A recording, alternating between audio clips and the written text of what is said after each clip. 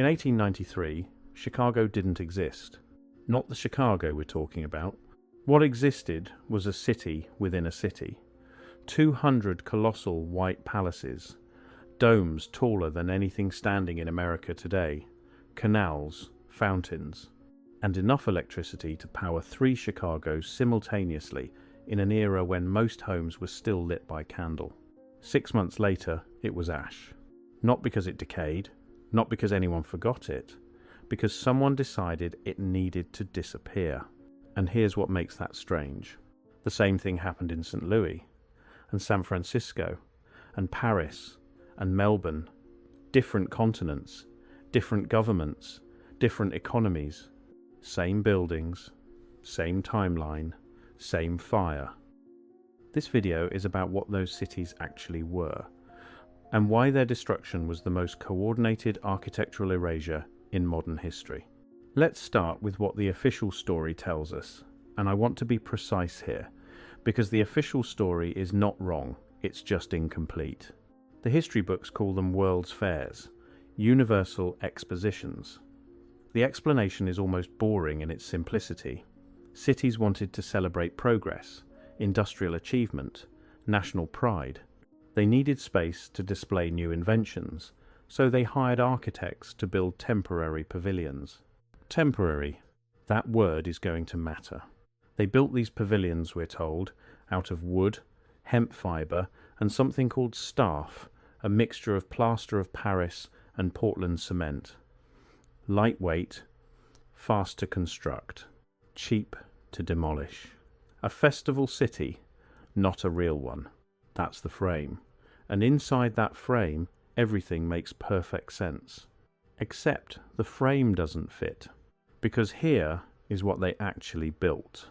At the 1893 Chicago World's Fair, officially called the World's Columbian Exposition, they constructed over 200 major buildings. The largest of them, the Manufactures and Liberal Arts Building, was the biggest enclosed structure on Earth at that time, bigger than the US Capitol, bigger than the Great Pyramid's footprint. 21,000 people could stand inside it simultaneously. They built it officially in under 2 years, using horse-drawn wagons, manual labour, during some of the harshest winters on record.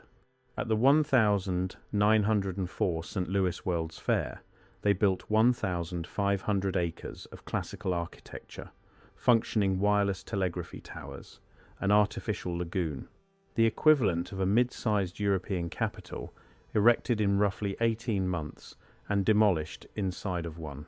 San Francisco, Buffalo, Omaha, Paris, Melbourne. The pattern repeats every time. The same colossal neoclassical architecture, the same compressed timeline, the same sudden erasure. And I want to stay with that word impossible for a moment because I think we've become numb to it.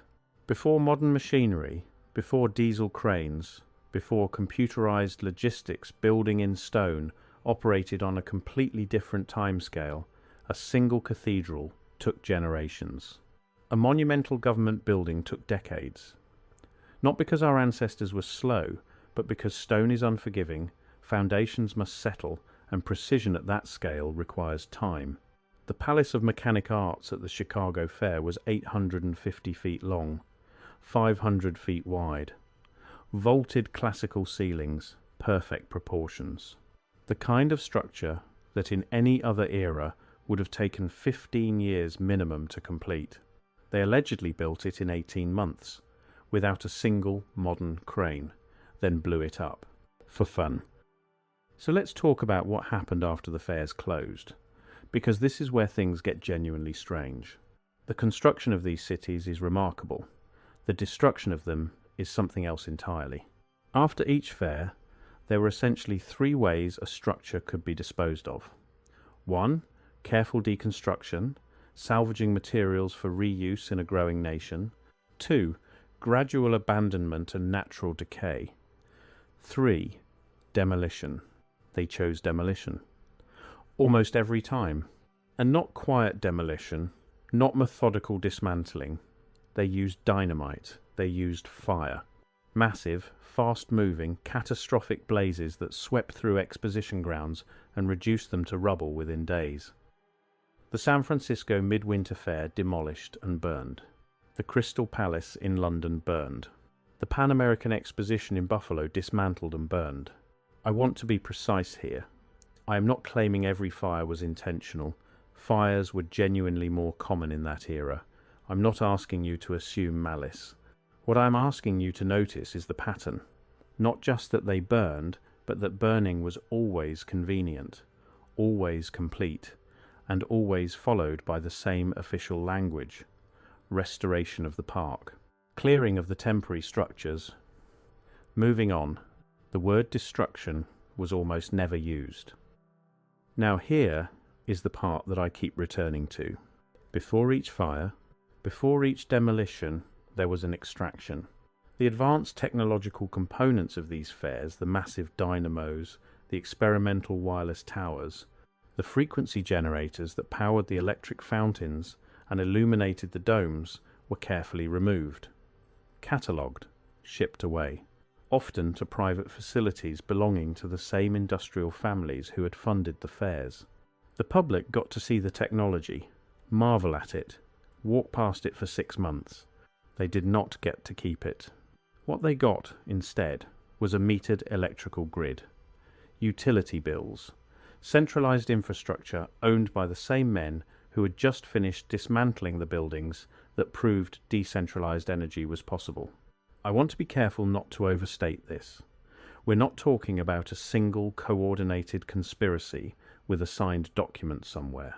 What we're talking about is a system, a set of incentives and power structures that consistently produce the same outcome. Centralize the technology, erase the demonstration, move on. And the most effective part of that system was not the dynamite, it was the word temporary. Because if the buildings were always temporary, if they were festival props, plaster tents, disposable novelties, then their destruction required no explanation, no mourning, no questions. You don't mourn a stage set when the play is over. You just move on. Let's talk about what was actually inside these buildings, because this is where the official history becomes genuinely thin. The 1893 Chicago World's Fair was the first large-scale demonstration of alternating current electrical power, Nikola Tesla's system. George Westinghouse's engineering. Over 200,000 incandescent bulbs illuminated the grounds at a time when most American cities had no electrical infrastructure at all. The fair used 3 times more electricity than the entire city of Chicago combined. 3 times.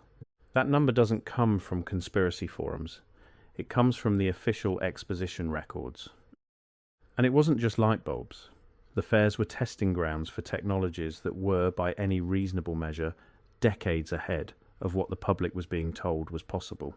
Wireless telegraphy towers at the 1904 St. Louis Fair, transmitting signals without wires at a scale that wouldn't become commercially common for another 20 years. Experimental atmospheric electricity devices, pneumatic transit systems, acoustic amplification halls where speakers could be heard by thousands without any electronic amplification. The architecture itself was part of the technology. The orientation of the buildings, the geometry of the domes, the placement of water features relative to electrical infrastructure. These weren't aesthetic choices, or rather, they weren't only aesthetic choices. There is increasing evidence that the architects of these expositions understood something about resonant materials, about the relationship between water and electromagnetic fields, that we have only recently begun to rediscover. I want to be careful here. I'm not making claims I can't support. I'm pointing at a body of architectural and engineering evidence that deserves more serious scholarly attention than it has received. What I can say with confidence is this: the technology demonstrated at these fairs disappeared. Not slowly, not gradually, not through obsolescence. It was replaced deliberately, systematically, by a centralized model that required every household to pay for access to what had been publicly demonstrated as freely available. And the most sophisticated part of the replacement wasn't technical. It was narrative. Once the fairs were ash, the story became, those buildings were never real. They were plaster. They were temporary. They were festival decorations. The technology was experimental, not practical. The energy systems were demonstration pieces, not working infrastructure. And because the physical evidence had been burned, because there were no buildings left to point at the narrative stuck, what you cannot touch, you eventually stop believing in. There is one building that wasn't destroyed. The Palace of Fine Arts in San Francisco, built for the 1915 Panama Pacific Exposition. It is the only major structure from that era of World's Fairs that still stands. Go look at it. I mean, actually, stop this video and look at a photograph of it. It is a colossal Greco-Roman rotunda sitting in the middle of California. Massive, weathered, real. Not a replica, not a reconstruction, the original structure, standing through a century of earthquakes, storms, and the general indignity of time. And here is what that building proves. These were not plaster tents.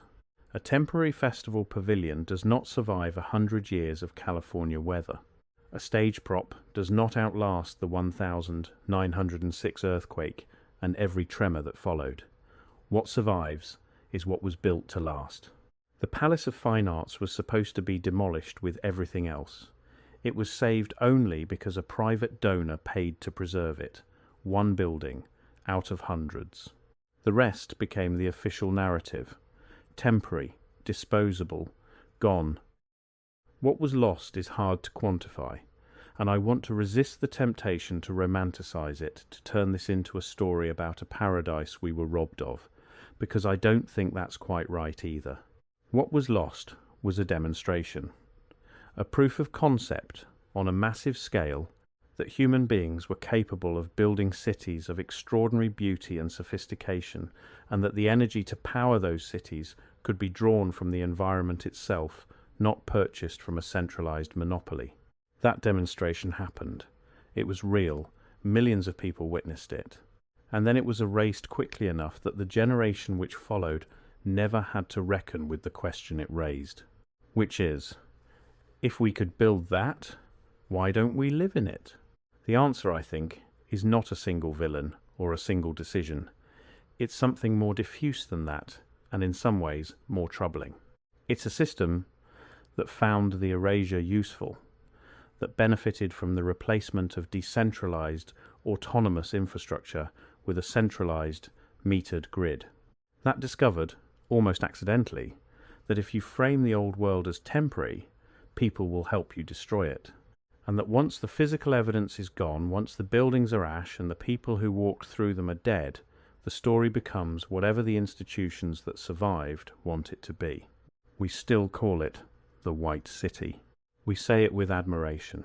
We teach it in architecture schools as a triumph of Gilded Age ambition. We frame it as proof of what American ingenuity could achieve when it put its mind to it. We don't usually ask why the proof had to be blown up. We don't ask who decided that the pinnacle of human architectural achievement should be treated as disposable, and why, across multiple continents and multiple decades, everyone arrived at the same answer at the same time. We don't ask what we might be living in right now if one generation hadn't decided that the most magnificent thing humanity had ever built was a temporary exhibition. Maybe it was just fashion. Maybe it was economics. Maybe it was something more deliberate than either of those explanations can account for. I don't know. The record, in so many places, is simply not there. What I do know is that something was built. Something real. Something extraordinary. Something that millions of people walked through and came home changed by. And then it was gone. And we stopped asking why.